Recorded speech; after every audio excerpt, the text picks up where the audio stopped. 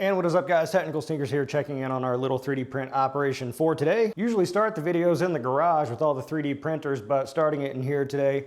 I've usually been pretty good about releasing a vlog or some kind of content every other day, but probably maybe give me an extra day, okay? As you can see, I blew out my studio, so redoing the walls and things like that. Been working on this for several days, or 2 days really heavily. Putting slat wall in, reorganizing things, because those 3D panels or whatever on the background, they're kind of cheap and crappy. They were from Amazon. I didn't 3D print those. Wanted something a little more modular, and this was kind of the plan all along. So working on this, obviously these things are kind of heavy. They're like almost $1 a piece, like 85 pounds or something like that. They're a bit unwieldy. So getting this all dialed in, I'm gonna epoxy my floor as well. I know, epoxying over a wooden subfloor. This is actually a garage.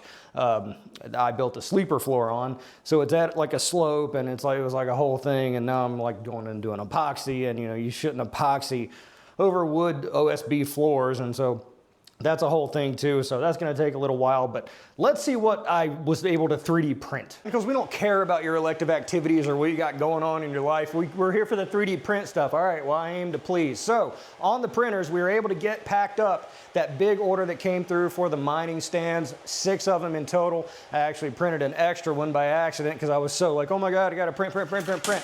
So this is what it looks like when it comes out. This one has brim on it because it came off the sew ball. But we were able to get that out to Mr. Customer. It was a good little rip too. 6 stands. It was $130 or something like that.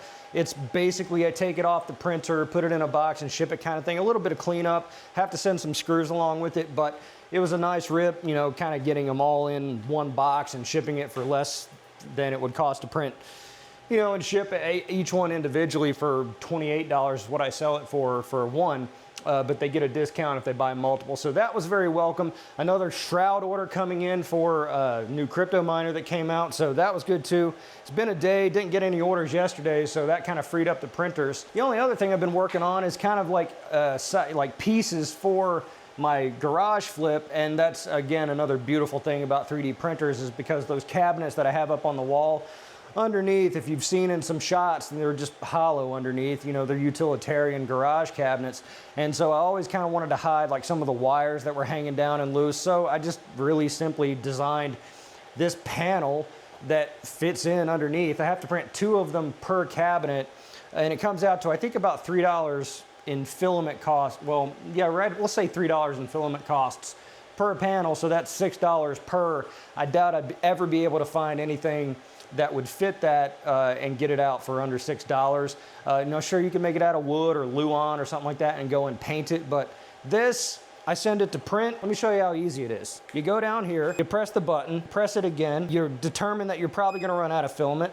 You realize there's still pieces of brim on here, so you're having anxiety about getting it off before the print starts, even though you know that it's gonna take 5 minutes for this damn thing to warm up, and you can't get it off, so the anxiety starts to ramp up a lot. And so you grab flush cutters, and then you mar up your brand new PEI sheet, and then you think, oh my God, the camera's probably not even looking at this while I'm doing it. You see how stressful it is leading my life? You think it's all Lamborghinis and hanging out in Vegas, but it's not, man. It's stressful.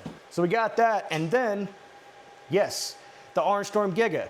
It succeeded in its print, but the Orange Storm Giga is kind of like trollish in that it'll succeed, but it won't succeed in a way that satisfies. So you can see down here, this is our enormous Cubone skull, but once I show it to you, you're gonna say, oh, that looks terrible. You're gonna say, what's the problem, Matt? It looks pretty good from here. Well, the camera's pretty far away, the lighting in here is not great, and it's white, so you're not gonna be able to see how terrible it looks. But, I just put out that video about, the vlog just came out about the Orange Storm Giga. It keeps failing. I tightened up the belts, and it's been working great ever since.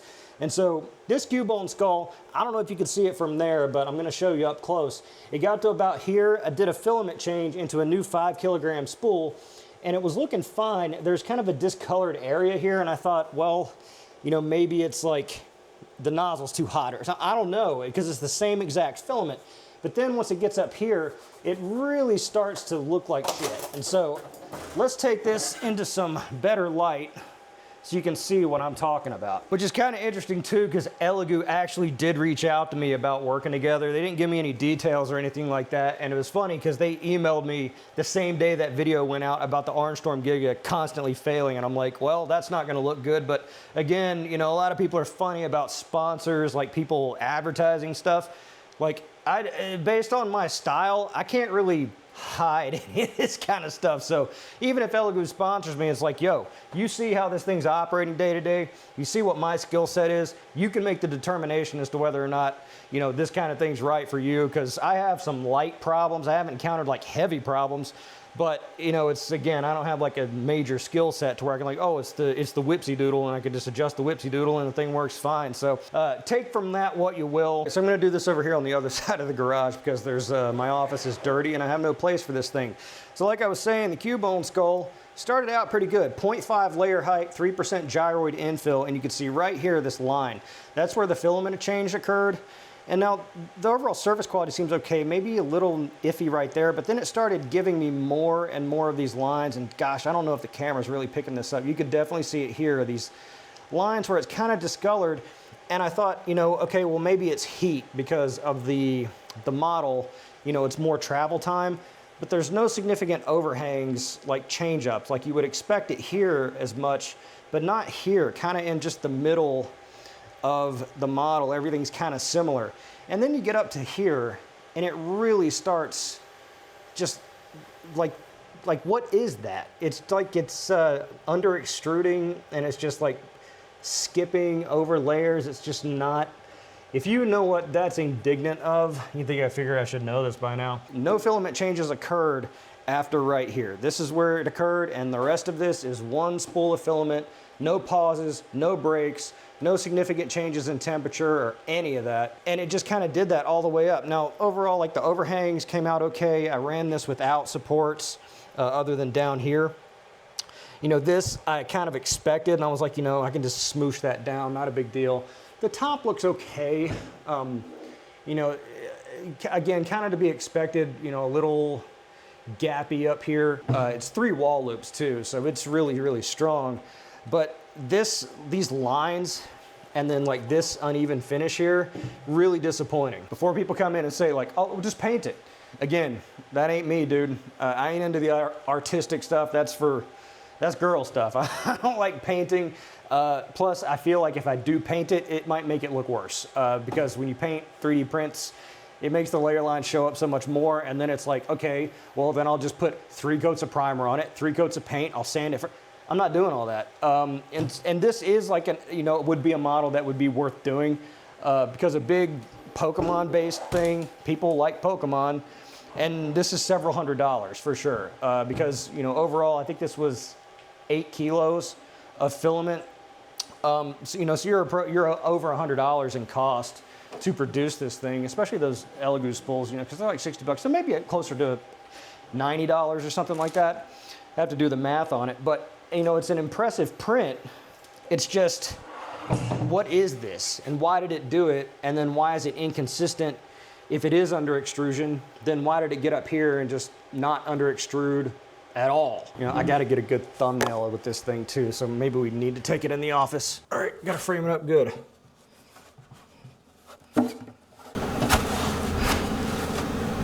I get it?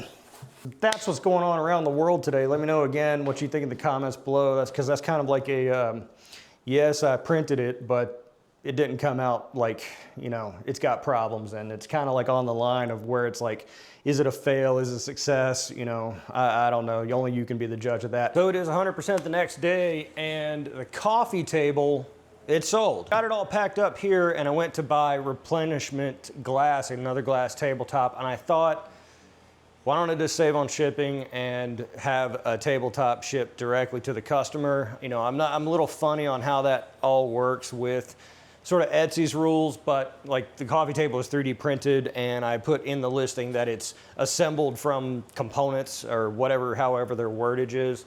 So I think it'll be all right, and it saves a lot on shipping. And so I notified the customer that they'll come separately, and I think they're set to arrive on basically the same day. So I got the coffee table base all packed up here. That was a $299 sale. So after kind of working all that out, and again, excuse me, because my office again is I'm renovating it, so I've got everything packed into this wing of the house. It's a little messy and disheveled over here. Nothing incriminating in the background here, is there? So I was kind of doing the math a little bit on this, and I definitely need to up my price. And a lot of people had mentioned that in the comments, like I don't charge enough money. And it's like, well, you know, I've been doing this to the point where like I'm not getting any sales. So I'm like, I guess I need to drop my prices. But I'm constantly fighting because there's like, I want to make meaningful amounts of money, and making, you know, $10 and $15 and $20, it's not really enough to like wet my beak. So I'm definitely going to raise the price on the coffee table after doing the math on it.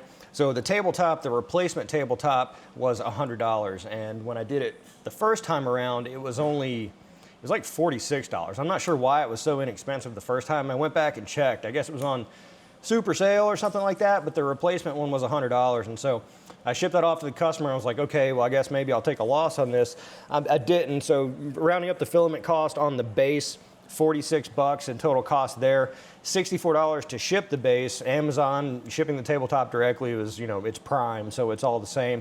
And then Etsy's fee is going to come out to about $44. So in the end, Etsy's fee was, all right, do the math here. I figure Etsy's fee at 15%. It's actually, yeah, it's $45 for Etsy's fee. I know it's a little less than that, but it's just kind of like an all-encompassing with buffer. So $45 to Etsy. That leaves me with $44 in profit, so to speak. So, you know, there's other ancillary costs in there. Tape, the box. The box is like $2. Shipping labels, you know, time, things like that. So $44, that's kind of on the edge, because if there's any sort of problem with this or I have to redo it, profit's wiped completely. And so I don't want that to happen. I want more of a buffer. And I think if people are buying furniture, like they're ready to spend several $100s, clearly. I mean, someone who's spending $300 could probably make the mental stretch to spend $500, $600. Now I'm not gonna charge that much, maybe I will, to charge that much, but you kind of get what I'm saying. Like people who are hovering around in that range of willing to spend money, I don't think they're sweating over an extra 50, 100 either way. It's much more on the budget items, I feel, the impulse type items that people are really kind of penny pinching. So I'm gonna jack the price up at least $100. Probably want to charm price it in at like $3.99 or something like that. And then get another one printed so I can get it back in stock. So let's go print another one. Should do an orange one.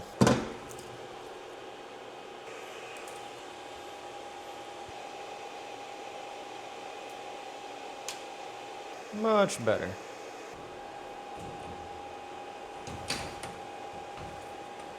All right, prints, coffee table. Let's do it. So I don't know if this is just me, but I like to give it a lot of extra slack when the print starts, so the Z motor isn't doing the work to pull the spool.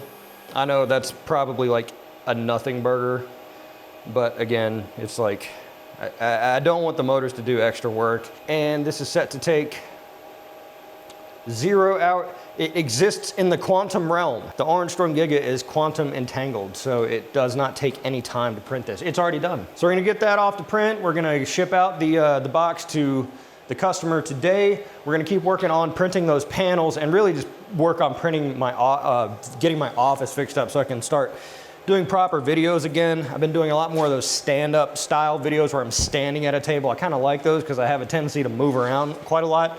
Makes it easier to think in my noodle and talk. I don't know why. Is that it's probably because my mom smoked crack when she was pregnant with me. It just, you know, something like that, I guess. Sorry, Mom. Anyway, that's what I'm working on. Hot tip too, if you can't get some brim off your PEI sheet, USB drives work really good for that. Look at that, just pops right off. That's not advised. We're gonna get another one of these printing, these cabinet under panels, because why not? The printer's not doing anything else. And we're gonna keep working on the office. So that's what I got going on today. Reprinting that, jacking the price, getting back to work, doing physical labor to get start delivering more content. Again, let me know what you'd like to see in the comments below. Again, because a good portion of this video was not strictly 3D print related, more meta related, and I'm interested to know what people think about it. I guess it'll be apparent in the views on the watch time, but let me know in the comments below. Either way, be sure to like the video because it's the nice thing to do, and subscribe for more content like this. I'm the Technicals. See you next time.